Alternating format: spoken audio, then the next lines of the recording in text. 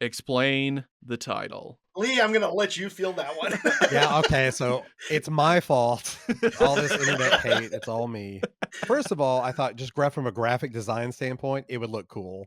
But the impetus behind it was there was a made for TV movie about a vigilante who dresses as a scarecrow called Dark Knight of the Scarecrow. I love that movie.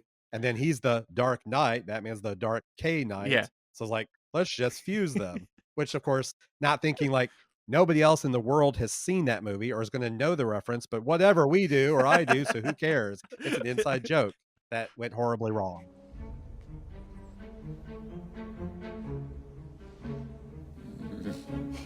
You made it for like those 100 people. 100? I thought you were just to stop at 10. Those 10 people who've seen the movie. Yes. When you read it now, it just seems kind of silly, but Right. Oh, it seemed silly at the time too. Yeah. Yes.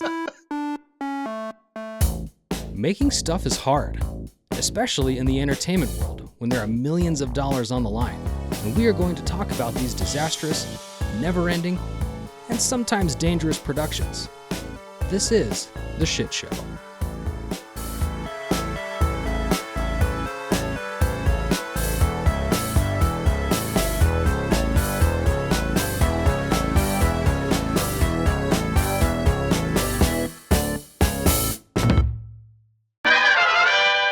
then there was the mostly unheard of script, Batman DarKnight. Oh, Dark Knight. Two writers with little to no credits, Lee Shapiro and Stephen Wise, happened to be at Warner Brothers, meeting about something else, when Batman's unknown future came up during conversation. Shapiro and Wise, on the spot, pitched a return to the franchise's darker roots, with Batman uncovering the mystery of the Man-Bat. The two were given a shot, supplying a script 3 months later. Hello, everyone. My name is Ian, and I'm joined by Stephen Hi, Ian. How you doing? and Lee. Hello, everyone. Thanks so much, guys, for joining me. I never a million years thought this would be something that I'd be doing, and I would have never thought that someone would actually see one of my videos and comment and actually have knowledge about what I was talking about, because I assume I was just throwing it out into the void for all the random internet people. So thanks, Stephen, for reaching out. Oh yeah, you're welcome. And thank you, by the way, for inviting us on the show. Yes, thank you. So, give people some context. My Batman video details the fallout of Joel Schumacher's Batman and Robin and all the proposed Batman projects before we got Christopher Nolan's Batman Begins.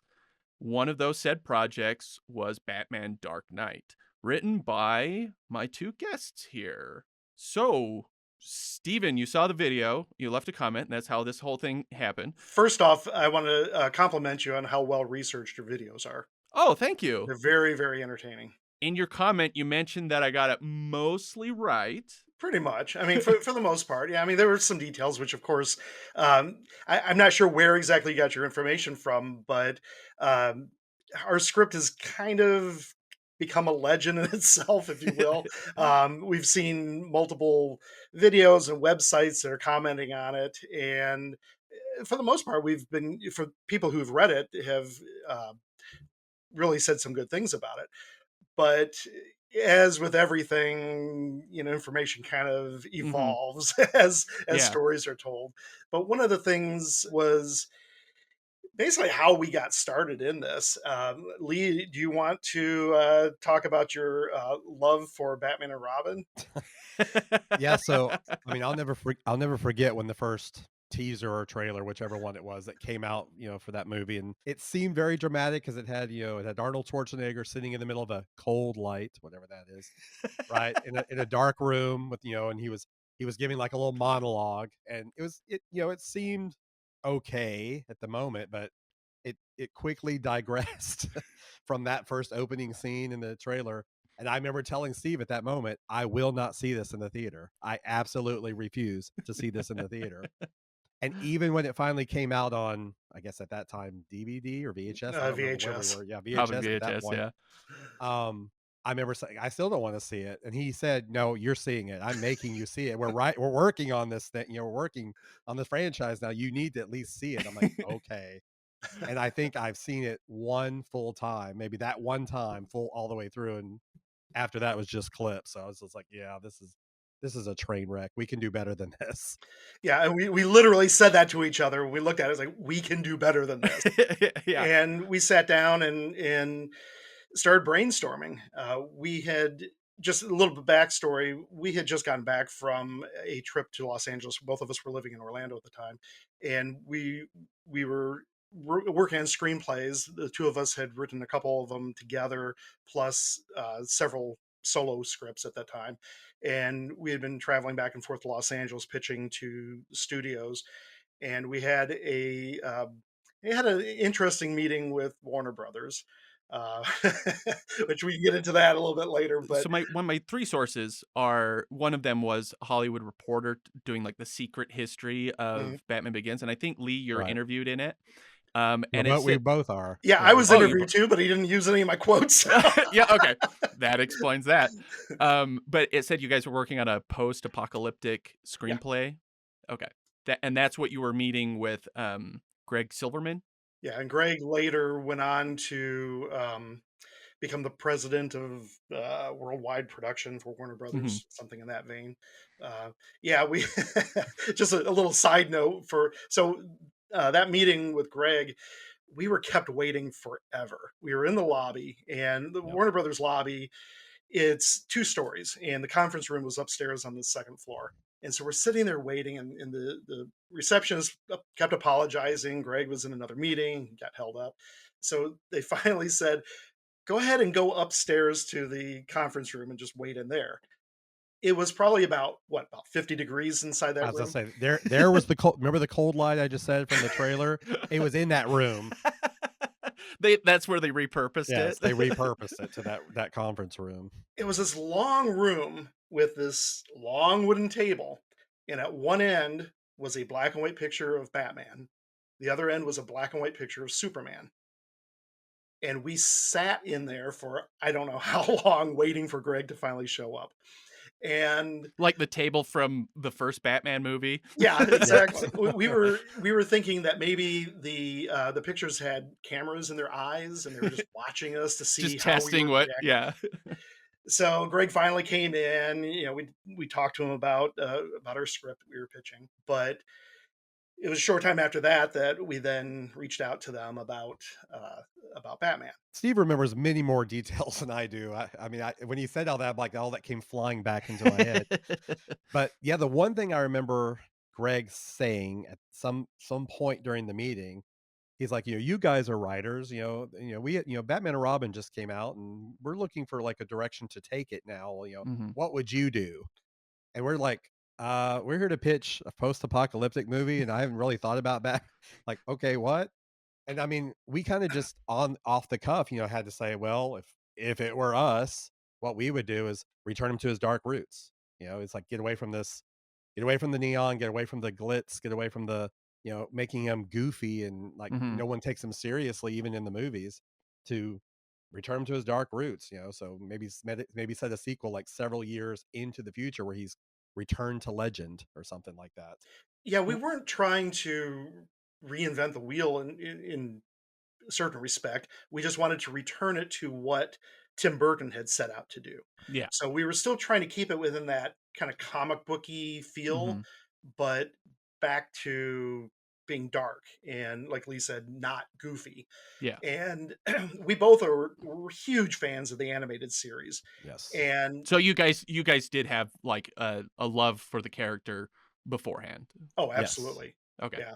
And in the infamous screening with the VHS tape, several times we had to pause it and rewind it just to see Did that just happen? if Did they really just do that? Yeah. For Batman and Robin. Yes. Batman and Okay. Robin. And we swore, yeah, this is not what we're going for. Yeah. And one of the things that we looked at was each of the films kind of had its own style to some degree. The Mhm. first movie was in shades of gray, Mhm. with the Joker being the exception. The second movie was just black and white. Mhm. The third movie introduced the neon, but it didn't go full out until Batman and Robin. Yeah. And we were thinking, okay, what would the look be? What would the style and the tone be? And one of the things we thought of was earthy tones, browns, Yeah. because we both love the character of Man-Bat. Mhm. And we thought Scarecrow would be a good complement to him. Yeah. And so both of them had very brown tones to it. And we decided to set it in the fall in, around Halloween, even though Batman Forever had a scene set here and there, but it was almost like a, A throwaway. throwaway. Yeah. Right. And so everything that we kind of went in writing was with this fall atmosphere, the leaves and the bare trees and just kind of that feel to it. And Yeah. of course, with those two characters being very prominent, we figured that aesthetic would be really appealing. That comes across almost like immediately in your guys' script and like the first your description of Gotham City. As soon as I read that, I was like, oh, this is this is not the Joel Schumacher side of things. I actually didn't mind Batman and Robin when I was a kid, but it's only been recently that I kind of, especially doing my video and watching Joel Schumacher and all his stuff. I mean, he kind of did what he was tasked to do, and he totally owns up to it. He Right. completely says, like, I was just trying to entertain people. That it's very much an Adam West kind of Batman movie, and it's one of the things I put in a clip in there with George Clooney saying how it's a good drinking game. Absolutely, it's a great bad movie night movie. Like it's if you enjoy it for just how terrible it is, and it knows it's terrible, it's a lot of fun. True. So when you guys were pitching this, Batman Unchained was still kind of in the conversation. That was the Mark Protosovich Yeah, script, right? Yeah, yeah. yeah. It was floating around. I'm a little bit unclear about the timeline because I don't know if that had already been rejected by the time that we got into the picture, or if it was kind of being considered simultaneously. Lee, do you remember? Yeah, all I remember is I don't remember that script title at all when we were Yeah. talking to Warner Brothers about this. So I don't know where it fell because I didn't learn about that till after, like after we had written the script and turned it in, that one was another one that was out there. So that's kind of interesting. I've always wondered that about how studios are kind of like having different people do different projects at the same time. Very infamously, Wonder Woman had like they just had different writers working on separate screenplays, and then they were just gonna like have them Hunger Games it out, basically, like whoever was gonna do the best one. So they all Right. knew that they were working on it. Like it was very like very cruel. But so from your guys' perspective, you had no idea like anything else that was circulating. Other than just internet rumors, and remember at this time the internet really wasn't what it is now. Yeah. There were certain websites that we would go to kind of keep up with with the latest, but it wasn't the minute something happens, it's everywhere. Yeah. So information wasn't readily available, but we were keeping track of everything along the way that we could. Did you guys know yours lasted like 2 years? Did you know like Right. Darren Aronofsky's was going on or the Batman Beyond one? That's when we were told that they were passing. Oh, okay. Was basically, yeah. To lead up to that, and Lee, correct me if I misspeak here, but basically we had talked with Tom LaSalle, who at the time was the vice president of that was in charge of the Batman The franchise. franchise, right? And it was literally the week that we sent him the script that he left the company. Yeah, I'll get to that, guys, I'm sure. So we were left hanging, and Yeah. we got round and round, and just it was frustrating. Eventually, they did bring in Jeff Robinoff, but Jeff kept telling us we're not sure what is going on, and we spoke to Lorenzo Lorenzo Di di Bonaventura. Bonaventura, Right. yeah, who was the president at the time, and between the two of them, they're like, yeah, the script's sitting right here on my desk. We haven't made a decision yet what we're going to do. So this was Lee's brilliant idea. We kept Oh, sending yeah. them things. Yeah. just to remind them that we were there, still here. Like what? Well, I mean, we had ideas like that, like we were going to hire a skywriter and drop leaflets over. Like we didn't end up going in that direction, but we actually put together a little box. We filled it with hay, like straw, Yeah. like Scarecrow.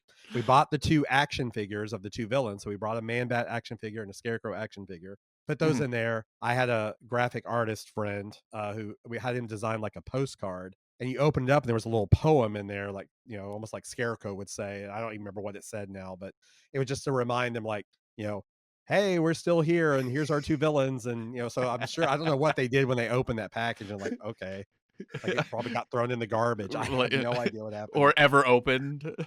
You have no idea, right? I have no idea. Yeah, we came up with like different marketing ploys, and Lee had how many different logos did you come Oh up my with? goodness, so many. I still have them all. They're like, there's about 8 or 9 Well, of them. one looks very familiar. Mhm. Yeah, very familiar. Yeah, when Batman Begins came out and the poster first hit the press, and it's like, wow, that logo looks that looks really, familiar. really familiar. Huh. Well, I want to get to that towards the end here. So I said in the video that you pitched it on the spot. Did you pitch Man-Bat on the spot, or just that you would just take it to a dark route? I don't remember pitching Man-Bat on the spot. I do Yeah. remember Scarecrow because Okay. I remember wanting to talk about fear as the Mm-hmm. the overarching theme being Halloween, and all. Steve talked about the color palette and that stuff, and I just remember this fear just naturally. Yeah, makes It sense. just it was just hand in hand with that. So it's like Scarecrow had to be the next villain. It just had Yeah. to be. I don't remember exactly when Man-Bat became I think part of the Man-Bat picture. came after the screening on VHS, because Maybe. the, basically the two of us just, like we said earlier, looked at each other and said, yeah, we can do better than that. And we started brainstorming, well, what kind of story would we have? And yeah, both of us love Scarecrow. And one of the things that we really disliked, even from Batman Returns on, was just throwing villains Yeah. Henchmen, into especially. it. Yeah, And especially henchmen. yeah, and then them teaming up with for no reason. Yeah. Like, why you become a henchman? It just Yeah. it's like it's a horrible job. It's like, Yeah. it just Right. made no sense to have all these people with you. But it was like Two-Face and Riddler. Uh-huh. What do they have in common? Yeah. Oh, they want to kill Batman. Yeah. Why exactly? It was just something that it was convenient for the plot. Yeah. Mr. Freeze and Poison Poison, Ivy have opposite goals. Yeah. Right. Yeah. Makes no What are they sense. doing together? Yeah. They should be fighting each other. They quite literally have like that conversation where he wants to freeze the world and she Right. wants to turn it into a plant Right. world, and they're all like, yeah, let's work together, and you're like, wait a minute, what? Well, it just goes along with that movie making no sense Yeah. whatsoever. Yeah, because why not? So that was one of the things that, we didn't object to having other Multiple characters, villains, yeah. whether they were villains or not, Mhm. but they had to have a purpose and they had to make sense logically to the story. And, we both loved Man-Bat, but we did not want him teamed up with Scarecrow. Yeah. And so, and I don't know whose idea it was, but we decided, why don't we have them be opposing to each other? That was kind of like, I like that kind of third party of the script, because it's like there's a moment where I think it's Scarecrow and Robin or Batman, one of them, like they're about to face off, and then Man-Bat comes flying through, and it's just like completely interrupts whatever was going on between the two of them. So it kind of makes this interesting dichotomy of what's going on and what everybody's different goals are. I remember there was a part of the, I guess, inspiration for that actually came from Batman Returns, which is my favorite of the Mhm. Yeah, four, the mine four too. original, because again, you don't really think of a Catwoman and a Penguin necessarily having much to do with each other, except it's a bird and a cat, so that's whatever, you got something there. But they only teamed up out of convenience like one time, and then they were opposed to each other. Yeah, like he 'Cause instantly snaps on her. Right. Yeah. And Shrek is the villain in Yeah. that movie. They aren't. Yeah. They're pawns of him. They're both pawns of him. They're used. That's And I true. love that. I love that triangle that they had with the villains. It's Yeah. like that was a great dynamic. So when you guys were writing this, were you thinking or were you instructed to continue the Burton Schumacher continuity? I don't think there was any instructions. We were just making the assumption that any sequel that would come wouldn't start over from scratch. That, Right. but we kind of in the back of our minds, or maybe it was in the front of our minds, we basically wanted to ignore Forever and Batman and Robin. Uh-huh. Now, bear in mind that we weren't necessarily opposed to Schumacher being Mhm. the director because he had done movies like, The Lost Boys and Yeah, Flatliners, yeah. and he, in The fact, Client. when I first heard that he was taking over for Tim Burton, he seemed like the perfect choice. Unfortunately, the direction that they went, and he fully embraced it, was not to continue Tim Burton's style. But we knew that he had it in him to do something a little bit more, more dark if And he Warner wanted Brothers to. would allow him. Yeah. Yeah. So it wasn't that we were like, oh, we need to, write something that would be completely against Joel Schumacher's, you know, no, we kind of assumed that they would choose, the proper director, whether it was him or someone else. Same thing with the cast. We had people in mind that we would like to play certain things, but like, since we'd already gone through three different Batmans, there was no way that we would know who Warner Brothers would Yeah. choose. I was gonna ask, so did you have any of the cast in mind? Because Yes. from the sources it said that George Clooney and Chris O'Donnell were still attached. So did you write with them in mind at all? No, I didn't. I don't know if Steve did. I did not, even though I knew they were legally still contracted to play the roles. And I think I think that comes across very apparently in the script, because when I was reading it, I did not think of those two at all. I think we were writing for the characters. Exactly. Hmm. Okay, so you weren't thinking Michael Goff and Pat Hingle for Alfred and Commissioner Gordon in that sense, right? I'm not a fan of Pat Hingle's performance as Right. Gordon, I agree with which that. He's not Gordon at all. no, and we kind of assumed that they would continue with that cast, and in our script, Gordon has a very small Hmm. part, just because I mean, I don't know if that just came out because of the story, or if we kind of you know did that intentionally, but I know from my perspective, I really didn't care to see him on screen that much, but he needed to be included in the story. I was just say I do remember that when we were like Steve said, when specifically with Batman, even when we were writing for him and when we were casting him in our imagination, we were casting Bruce Wayne, Hmm. not Yeah. Batman.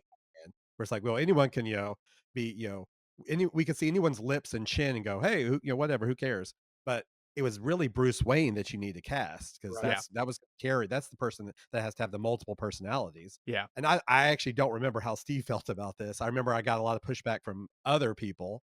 Like the person I always thought would be really cool at that time was going to be Warren Beatty because he was like older and he was more Hmm. distinguished. It was like we were doing an older Batman, and I thought he'd make a great Bruce Wayne. I don't know about Batman, but he'd make a great Bruce Wayne. How old would he have been when you guys were writing that? I don't remember at the time. 60s? I don't I know if don't Maybe? he know. was. I don't even Yeah. know how old he is now. So, Yeah, Yeah, yeah. I don't either. one of the things that we did discuss at some point, I don't know if it was during the writing or afterwards, but we were kind of, fan casting the villains, and with Man-Bat and Scarecrow, and a couple names that had popped around. I know for Man-Bat, we were talking about Kevin Bacon or Right. Kiefer Kiefer Sutherland. Sutherland, which Hmm. Kiefer Sutherland I really loved. Yeah, that's a good one. I And actually like that. yeah, I mean, well, it's funny because both of them have, at the time, I mean, they were kind of part of the Brat Pack and proving themselves as actors, Hmm. but they still hadn't hit their stride, I don't think, at that point. So we were thinking, oh, are they big enough names for Warner Brothers to be interested in? And of course, now, it'd be no problem Right. selling them. Right. For Scarecrow, I know a couple of names that had been knocked around, and there may have been more, but I remember John Malkovich being one of them, Right. Oh, and I Jeremy like that. Irons Jeremy being another. Irons, Oh, yeah. oh, yeah. Love that. I love that idea. And Jeremy Irons ended up becoming Alfred. Right. Yeah, I didn't even think about that. That's funny. Real quick, I just remember one other casting choice we had for Scarecrow, no, for Man-Bat. I'm sorry, it was Cuba Gooding Jr. Oh yeah, I remember we'd bandied his name around too as I being could in see that him. role. especially then. Yeah. because the character is what we called a gray character. He wasn't, good or evil. Yeah. He could go either way. He's just mad. Yeah. Right. Well, he It's turning into a we monster. wanted to get across the Beauty and the Beast type of theme Yeah. with him. And depending on what decision he made would ultimately prove whether he was good or evil. So we wanted, in our minds, we wanted an actor that could go either way. Did you guys have any conversations with the studio about like any of that? No. No. Okay. So it didn't even, did you guys, Only outside sources. did you get any notes? It was basically just wait and see what we decide. Yeah, because they didn't even know what direction they were going. They had No. no idea. They didn't know what they were going to do. They didn't even know if there was going to be another movie. They just kept telling us, you'll hear from us when we make a decision on whether we're going to move forward with this direction or do something different. Okay. So you submitted your script just once. Yeah, I think we've only Yeah. It was either Sent it once the or one twice time, at the yeah. most. Okay. So the one you sent me, the one that you guys published, Mhm. what draft was that? Oh, wow. 3 or 4 maybe. Okay. Were you guys at all thinking about I know you didn't have much with conversations with the studio, but was there any talk of like how the hell you're going to achieve this? Like Man-Bat, like was it going to be like digital was kind of not quite there yet. No, Yeah, so it would have been have to be were you guys thinking like, oh, prosthetics? practical effects. Yeah, I remember specifically us looking at Francis Ford Coppola's Bram Stoker's Dracula yeah. and Oh. the vampire, the bad effect they had in there when he becomes that hybrid. Yeah. Like that, how cool that was. So a little bit more vampire-y versus because in my brain when I was reading it, I just have the cartoon in my head that was Right. that version where he has the big head and just the big body. So Right. so yeah, that makes more sense to be kind of more skinnier frame. When you were writing it, you weren't thinking of like to sell this, we got to make sure that there's enough like images in there to make it like toy friendly or like you could make stuff out of this. Like, were you guys putting anything in the script to be kind of like, hey, we're going back to the There- dark version of it, but guess were what? two He's on a things. glider. He's on a glider Yeah. this time. So yeah, there were two things that I remember specifically, like the bird orang. I remember the bird orang was definitely going to be a toy. It's like, well, you had the batarang, now you can have Robin's version of that weapon, the bird orang. And That was one of them. the Roadrunner. Yes, and that was the other one. That's exactly the two. Which I know it might be cheesy, but I still think that was genius. That It is. The name is cool. because it ties in with Warner Brothers, but he's a bird, Robin, and he's driving a roadster. So that was their Roadrunner. cable company at the time, was called Roadrunner. So that's your little bit like guys synergy guys. Right, exactly. Exactly. And you wrote it in 3 months. Yeah, it was Yeah, something very like that. quick. Yeah, Dang, that's I think that was 2 drafts that we did in Yeah. that time too. So I guess this is all coming to the head of this big question. Explain the title. I knew that was coming. Lee, I'm going to let you feel that one. Yeah, okay, so it's my fault. And so all this internet hate, it's all me. Okay, so first of all, I thought just from a graphic design standpoint, it would look cool. And I have had graphic artists defend me and say, yes, that would actually, just sharing the K would look cool on, Yeah. on the posters. It's Yeah. fine. There's nothing wrong with that. But the impetus behind it was there was I think it was 1970s, late 70s, early 80s, made for TV movie about a vigilante who dresses as a scarecrow called DarKnight of the Scarecrow. Yep. I love that movie. And so it was like, the Dark Knight, NIGHT, of the Scarecrow. And so he's like, oh, that's kind of cool. And then he's the Dark Knight. That Yeah. means the Dark K Knight. So it's like, let's just fuse them. Which, of course, not thinking like nobody else in the world has seen that movie or is going to know the reference. But whatever we do or I do, so who cares? It's an inside joke. You went made it for horribly like wrong. those 10, 100 Yeah, those- people. Like 100. I thought you would just stop at 10. There's 10 people who've seen the movie. Yes, exactly. Well, and from my perspective too, Frank Miller's The Dark Knight Returns was really big. And I think we even had this conversation that if we called it, Batman The Dark Knight, that people might assume that we were adapting Frank Miller. Yeah. And so it's like, well, how do we be different and but still get across that he's the Dark Knight, but be creative and original? So that's what happened. I think you guys were jumping on the train a little too early because, like, I mean, Fast and the Furious, what the hell they're doing now, and Right. what's the new Expendables has the 4 inside of it? It's like Expendafordables or something like Yeah. that, and it's like Fan Four Stick. yeah, Yeah. exactly, right. Were you thinking capital D, lowercase a r, capital K? Yes. Okay. Yes. All right. So yeah, I think that would work. And so I think it's just kind of funny that when you read it now, it just seems kind of silly. But Right. I would assume, like, Oh, it seemed silly at the time too. Yeah. Yes. on a poster, I don't think anybody would. I think you just instantly just were like, "Oh, the Dark Knight." Yeah. I would be remiss if I don't say one thing about my video. Um, and for the sake of brevity and just storytelling and structure, I kind of glaze over the big portion of the 70s of comic books, and it was mostly because I was trying to set up Frank Miller so I could talk about him working with Darren Aronofsky. Yeah. And boy, do people hate me for in the comments for not saying Denny O'Neil and Neil Adams. Yeah, Neil just passed away, and he will be sorely missed. I had the good fortune of spending a little bit of time with him here and there, and I worked up my courage to give him a copy of the script. Ooh, And as the creator of he Man Bad, what did he think? well, I did never got the feedback from him if he even read the script, but he was very appreciative. In fact, we had a little bit of a chat about Man Bat being on screen, Mhm. and he felt that he always wanted to see that character on the big screen, Yeah. and just he thought that it was just such a missed opportunity for the movies not to have ever included him. Yeah, I think that there's such untapped potential for some of those characters because so the Batman, Matt Reeves, I think he set up such a perfect. I think that was probably one of the best Gotham cities Yeah, in the movies. It's Yes. just like kind of oppressively dark and always raining, and it's never actually daylight. Like that's kind of Burton-esque, where it's just that's what I think of when I think of Gotham City.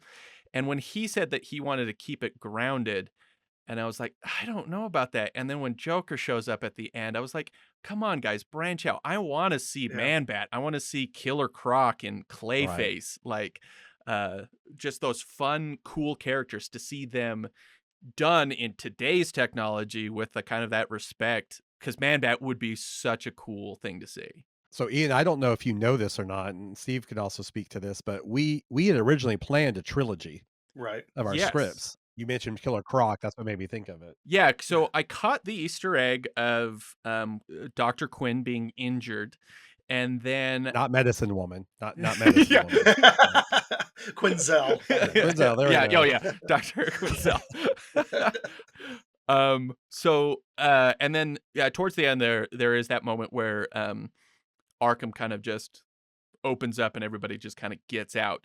And I didn't really see anything in the script that said particular characters, but the Hollywood Reporter article did mention that you are setting up more films with it. And so what was the plan? Well, the other character set up was Mad Hatter at the very end. Oh yeah, that's last right. scene That's was, right. little thing Jervis. with Jervis Ted, That's right. and yeah. So Real quick, Steve, just Go ahead. note about that because I really do appreciate the little minor thing that we did there because I don't know if you remember the Tim Burton movies specifically, but even the Joel Schumacher ones, they always ended with they panned up the buildings. Yeah. Remember in the first one they panned up the building, he's standing on the edge of the building, and Batman Returns hand up, and the symbol comes Catwoman. on, you see Catwoman, and Mhm. they kept repeating that. Well, we went the opposite.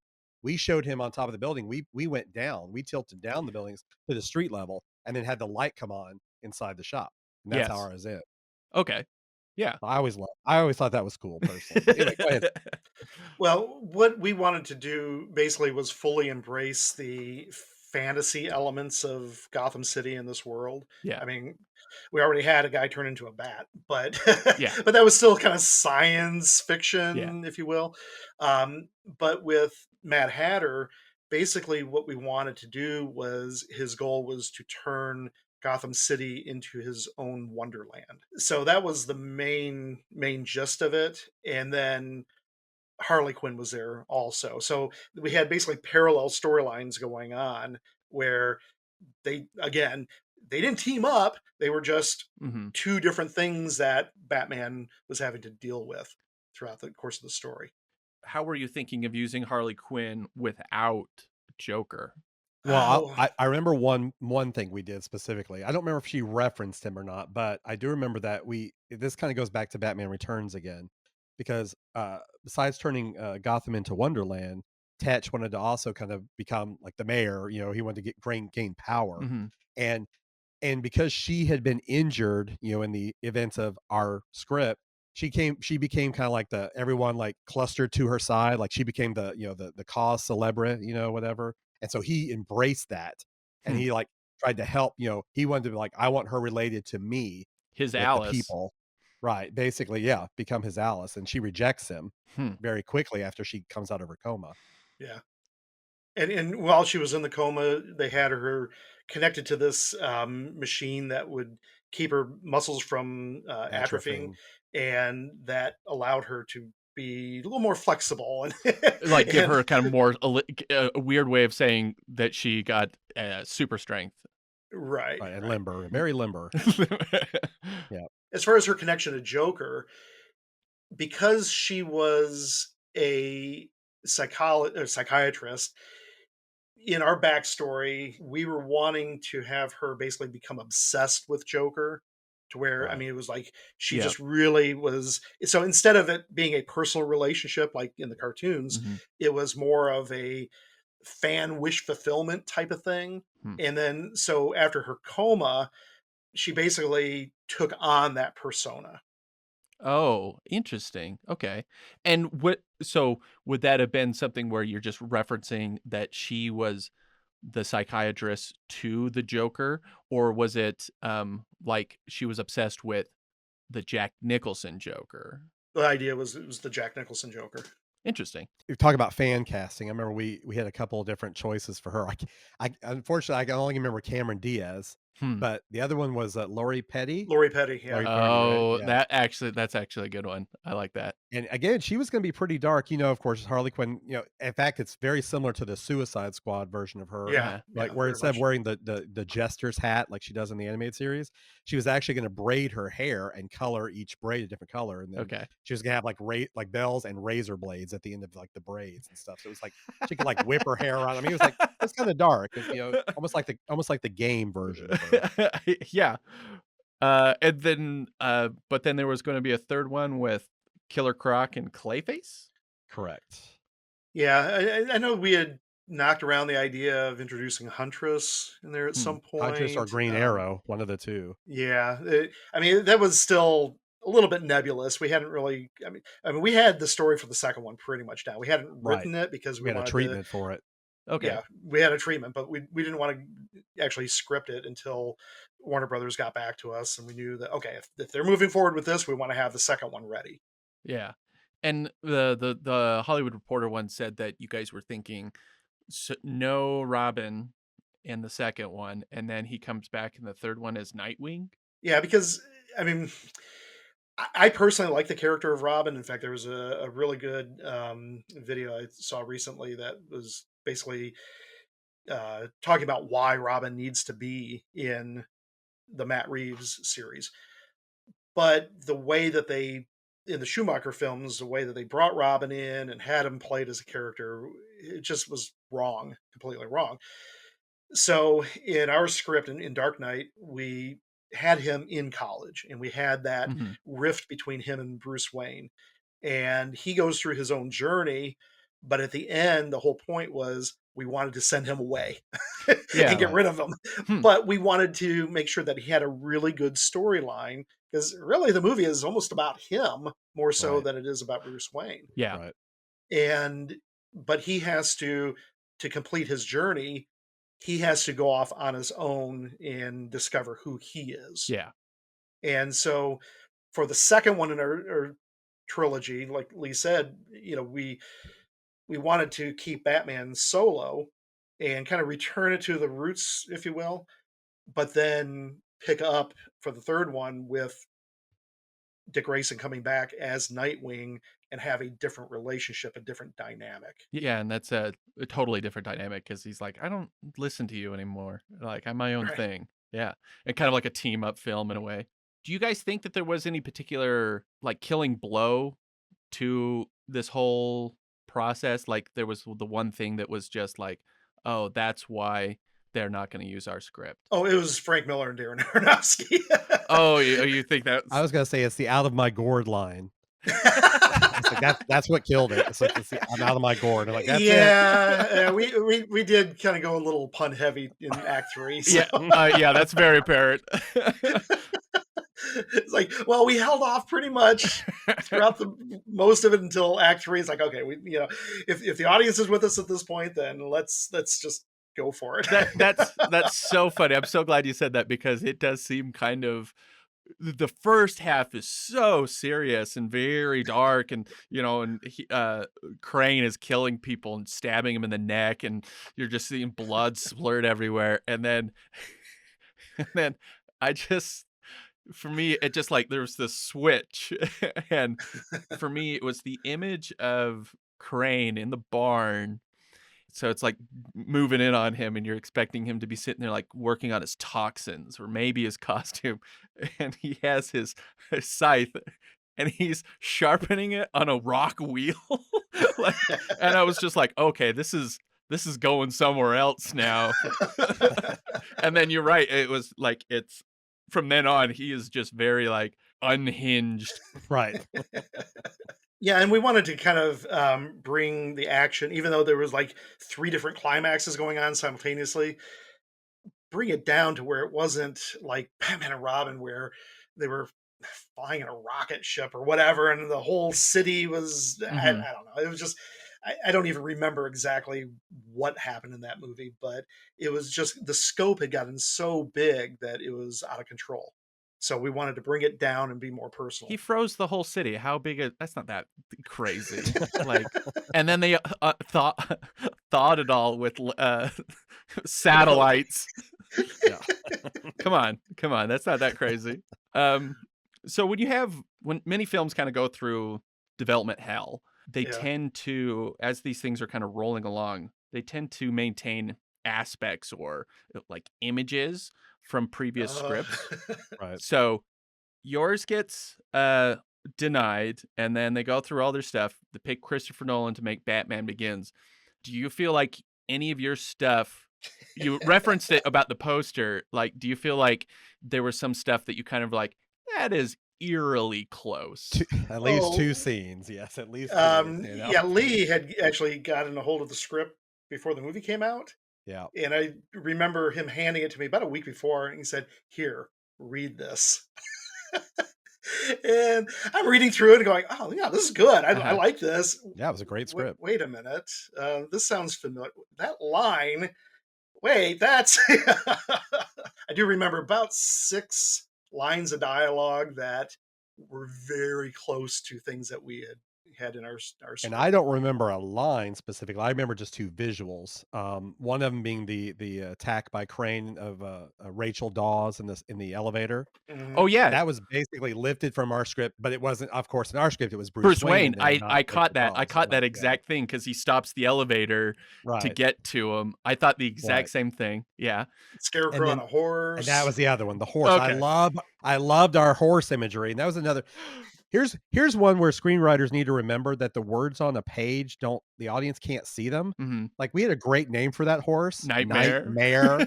No one's ever going to see it or hear it because nobody says it in the script. So like, it was a wasted name until the toy came out. until the Yeah. toy, Yeah. right? See, there you go. You guys were thinking. You were thinking products. But even in Batman Begins, that was such a cool scene of him riding through the narrows on the horse. It was like, and it would look cool in our movie if he's riding through the woods. Yeah. With the Batmobile chasing him, that would look really cool. No, I thought the same thing when the horse showed up because like, you guys don't set that up at all.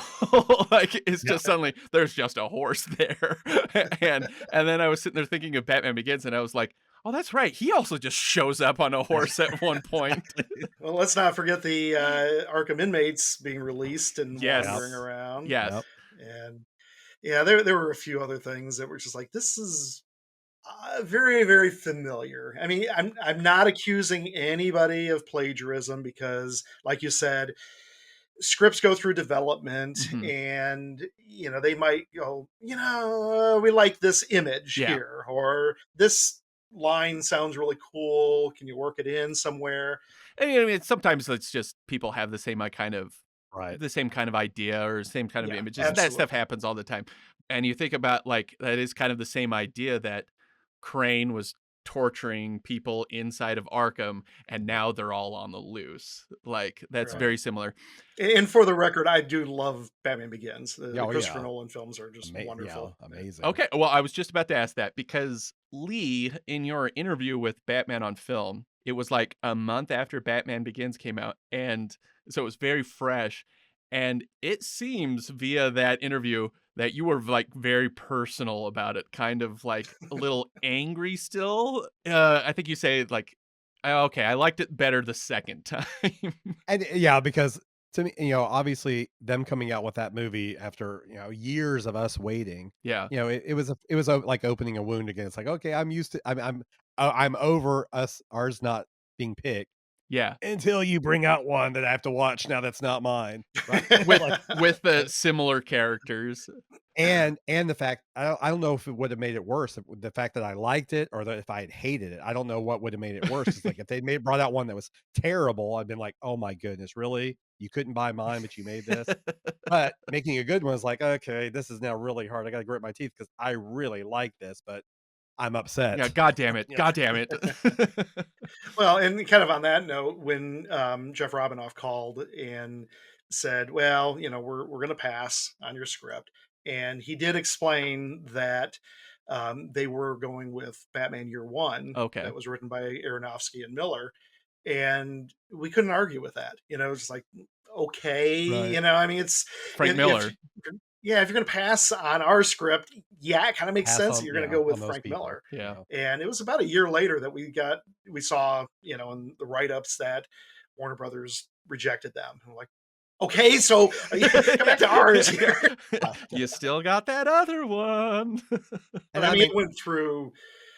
I think it was it George Miller's Justice League Yeah. and Batman versus Superman. Batman versus Superman, yeah, Batman Beyond. Mhm. Batman Beyond, and yeah, I mean, it was one after another that it's like, oh, this is what they're going to do, and then like a year later, it got canceled. So that kind of made us, or at least made Right. me feel No, yes, good. exactly. That it wasn't just us. Yeah. We had, Wolfgang Petersen's film got canceled. So like, okay, if they're going to turn those people down, then Yeah. we're Yeah, in and it's company. also the fact, like Steve said, that they got canceled like very quickly, all things considered. Like theirs was like a year at the most. Ours was like under consideration for 2 years. Yeah. So like, wow, I'm under consideration for 2 years, and you say no to Frank Miller in a year? Yeah. Okay. Yeah, like almost less than a year. Oh, it was, from what I've read, literally when they turned in the script, the Warner Brothers exec said, "What is this? Yeah. This is not what we hired you to do," and they fired him immediately.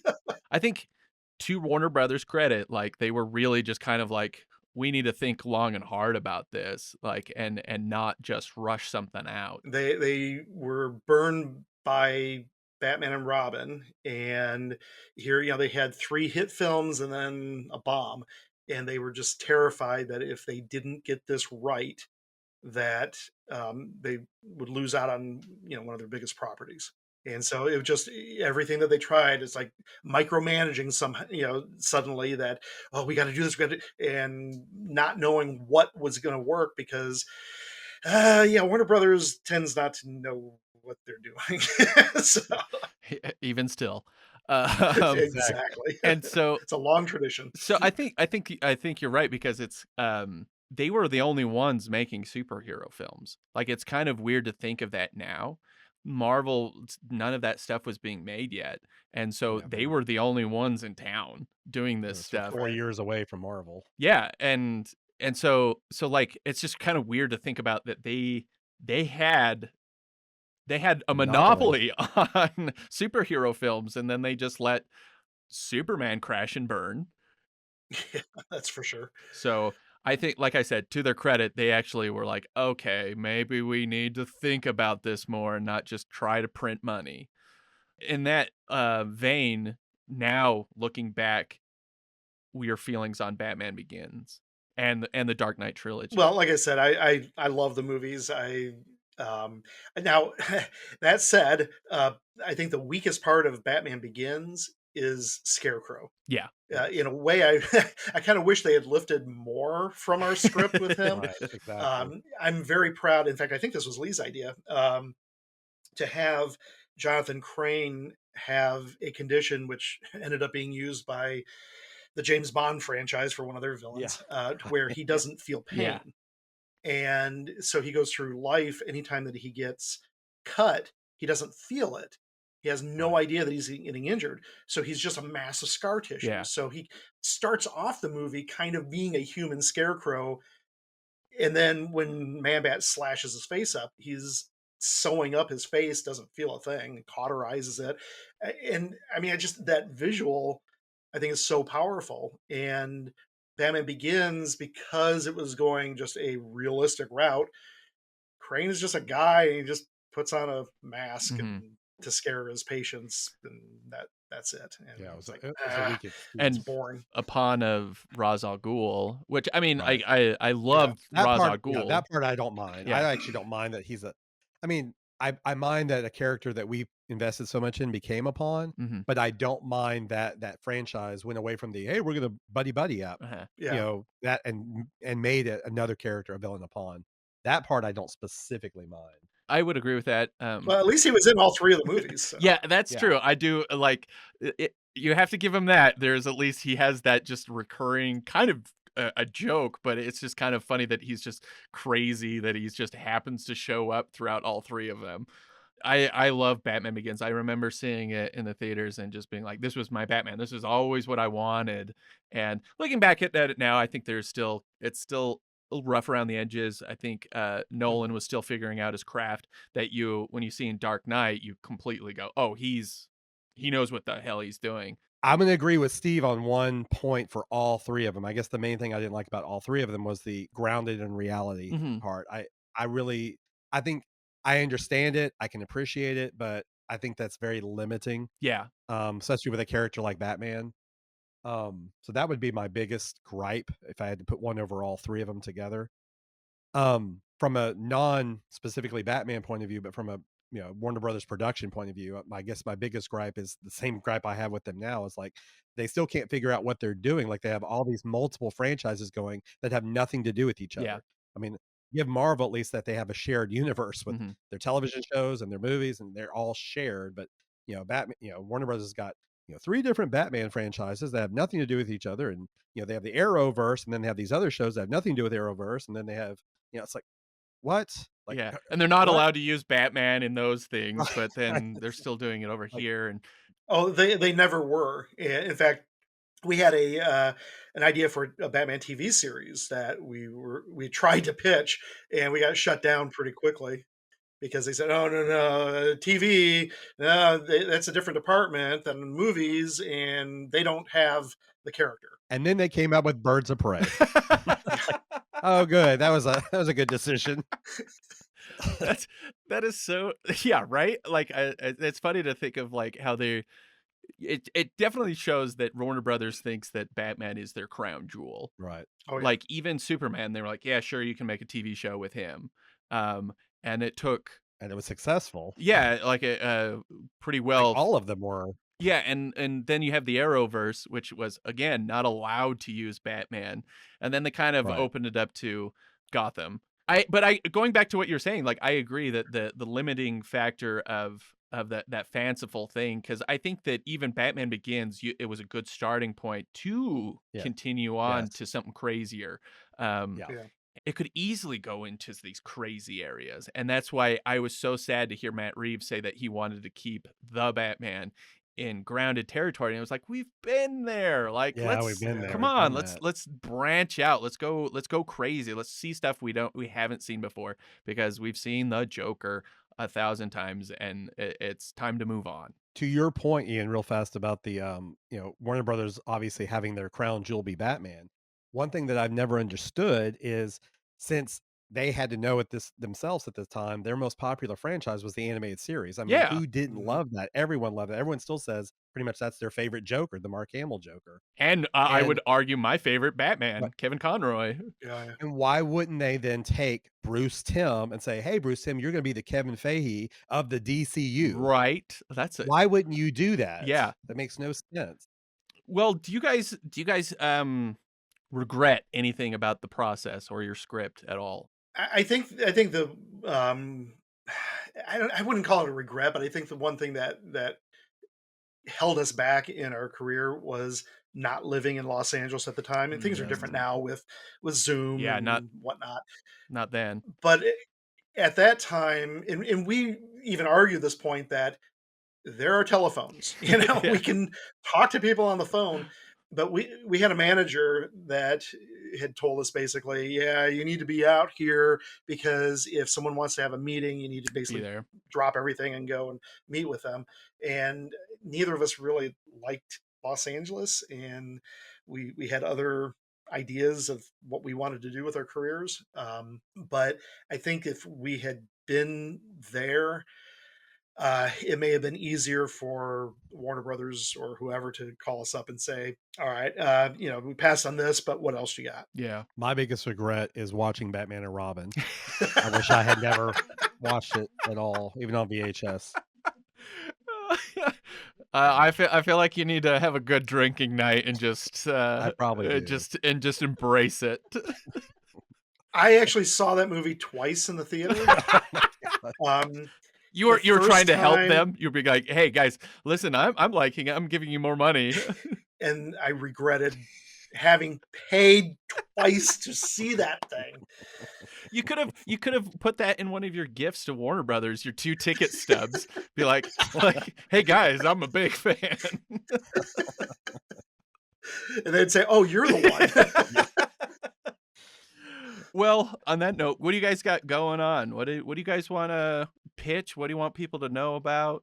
I've actually, I'm just now on the fringes of starting a new screenplay. I have not been writing, I have to admit, for a while now. I've only been doctoring other people's stuff on the side as far as screenplays go. But yeah, other than that, I mean, mostly what I do on this, I teach at 2 different colleges. I teach film production, screenwriting, etc. I'm working for a TV station. We do commercials, and I also work for a comic convention here in Pensacola called Pensacon. And I recently directed a pilot for a TV series called Blackwater Blues, starring Corin Nemec and Jason London, which Corin wrote the screenplay for it, and that's going to be shopped around very, very soon to streamers and whatnot. So, cross your fingers on that. I also have a very short book, a little novella called The Melting Man, that's available on Amazon. So check that out. All right. Thank you guys so much. This has been Well, thank awesome. you. This has been so much fun. I love talking film history. I love talking Batman. I love talking about shit shows. Just the troubles that you guys go through. I feel it. I understand it. Well, that's pretty much describes pitching scripts to studios. Yeah, exactly, right? So I can't thank you guys enough. Good luck with both your projects, your writing and your pilot. Thank you for having us. Thank you, Steve, for offering your opinion on something that allowed us to do this.